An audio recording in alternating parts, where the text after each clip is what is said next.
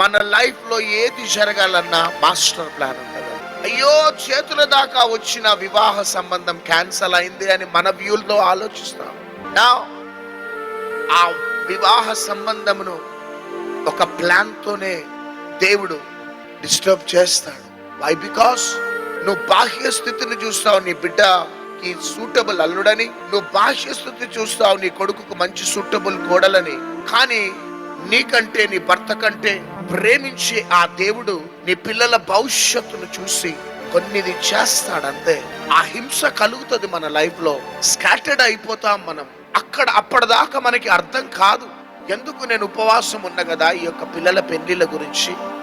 నేను 50 దినాలు ఉపవాస ప్రార్థనలు చేసిన, 21 దినాలు ఉపవాస ప్రార్థనలున్నా, ఎందుకు దేవుడు ఇంత భయంకరంగా నాకు అన్యాయం చేసిండని నయోమి అన్నట్టు కొన్నిసార్లు అంటాం. లేదు, దేవుడు ఒక పని చేసిందంటే ఖచ్చితంగా దాని వెనకాల కొన్ని కారణాలు ఉంటాయి.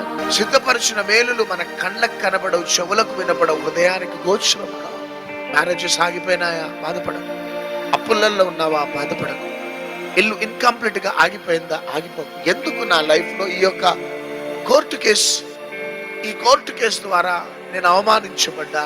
నువ్వు ఏడుస్తున్నావు. నేను ఏం చేసినానని నా భార్య నాకు లాయర్ నోటీస్ పంపించింది. నేనేం చేసినానని నా భర్త నన్ను విడిచిపెట్టి